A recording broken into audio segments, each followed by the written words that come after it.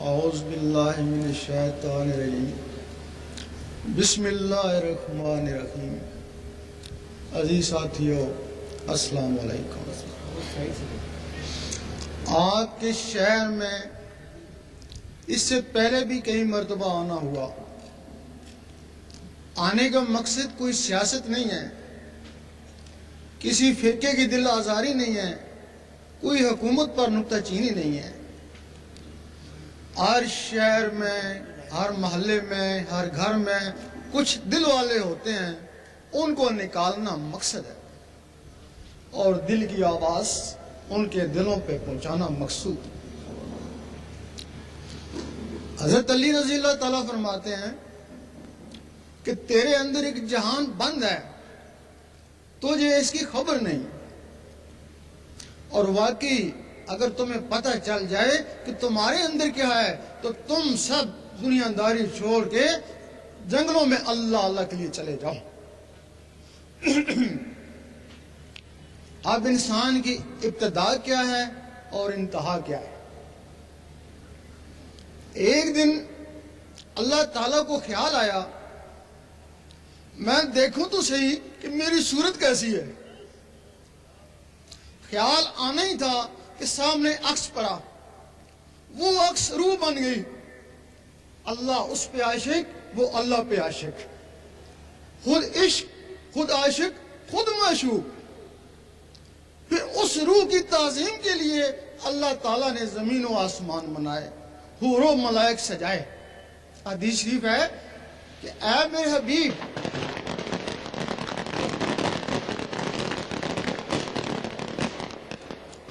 اے میرے حبیب، اگر آپ کو پیدا کرنا مقصود نہ ہوتا تو میں یہ زمین و آسمان ہی نہ بناتا۔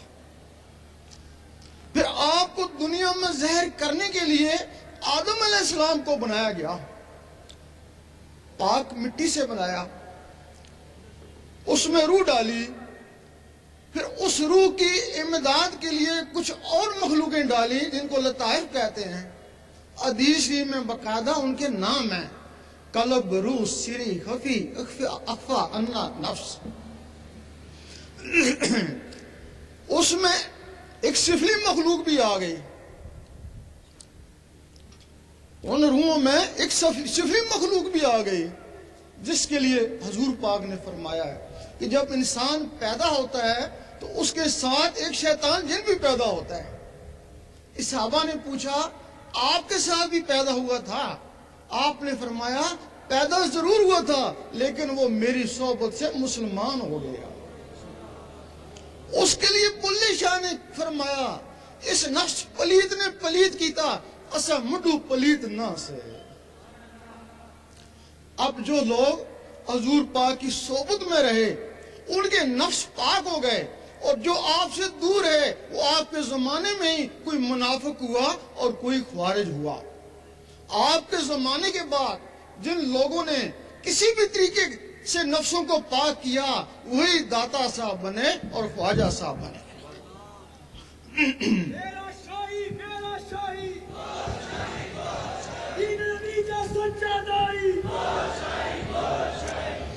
اب یہ دین اور فرقے کیسے بنے؟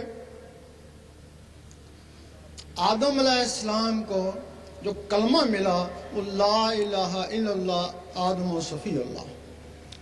آپ کی اولاد یہ کلمہ پڑھتی، قابیل کے قتل کے بعد آپ کی اولاد دو ٹولوں میں تقسیم ہو گئی،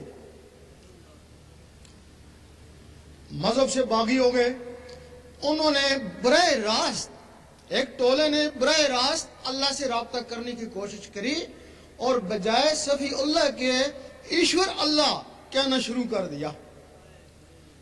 وہ نبوت سے کٹ گئے، اور آج تک 6000 سال ہو گئے، آج تک وہ ایشور اللہ کا کلمہ پڑھے ہیں، لیکن وہ کافر ہی رہے۔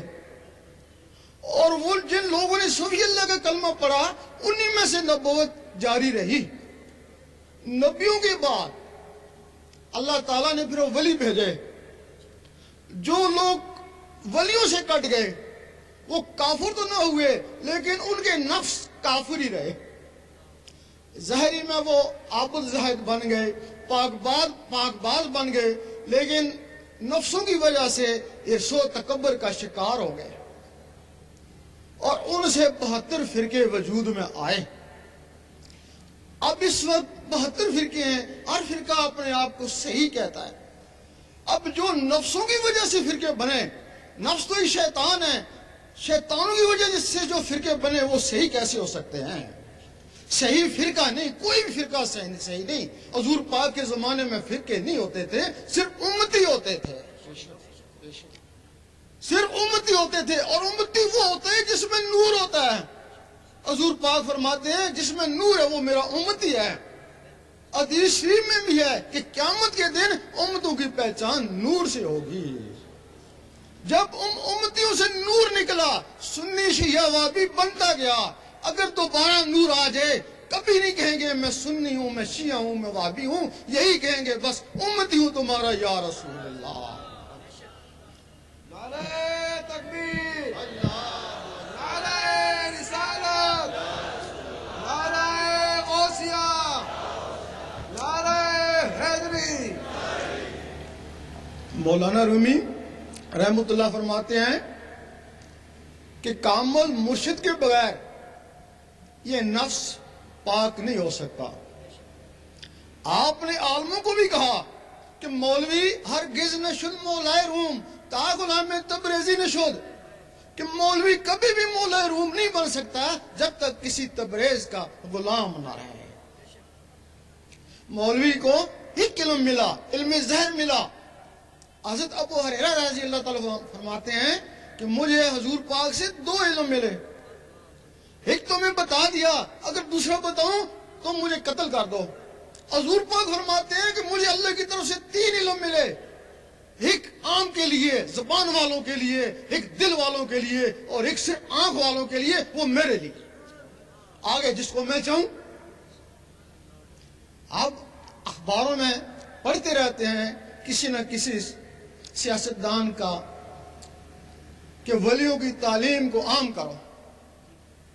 جب علماء کسی حکومت کے پیچھے لگ جاتے ہیں تو حکومت کہتی ہے کہ ولیوں کی تعلیم کو عام کرو، لیکن حکومت کو بھی کوئی نہیں پتا کہ ولیوں کی تعلیم کیا ہوتی ہے۔ لوگ پھر علماء کے پاس ہی جاتے ہیں کہ بتاؤ ولیوں کی تعلیم کیا ہے؟ وہ کہتے ہیں شریعت ہی ہے، سب کچھ شریعت ہی ہے۔ پھر وہ شریعت کو اپناتے ہیں، جب شریعت اپنا لیتے ہیں تو اپنے آپ کو ولی سمجھنا شروع ہو جاتے ہیں، اور جن کے پاس کچھ علم بھی ہوتا ہے وہ بہت بڑا ولی بن جاتا ہے۔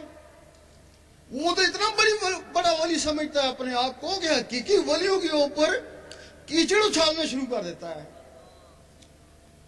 خواجہ صاحب اور غوث پاک بھی ان کی زد میں آئے۔ حضرت امام حسین رضی اللہ تعالیٰ پر جو شہادت کے فتوے لگے، ان میں بھی ان کا ہاتھ تھا۔ عبادت نہ کرنا اتنا بڑا جرم نہیں جتنا بڑے جرم کسی اللہ کے ولی کو ستانا ہے۔ اللہ، اور اس کے لیے کسی شاعر نے کہا ہے مسجد ٹامی مندر ٹامی جو کچھ ٹانگا ہی، ایک بندے دل نہ ٹامی رب دلوں میں چلا۔ ان لوگوں کے دلوں میں اللہ رہتا ہے۔ ولیم بور بہت بڑا عالم تھا، بہت بڑا عابد تھا، دعائے مستجاب بھی تھا، لیکن موسیٰ علیہ السلام کی ناراضگی کی وجہ سے وہ اصحابہ کہف کے کتے کی شکل میں دوزخ میں جائے گا۔ اصحابہ کہف کا کتا وہ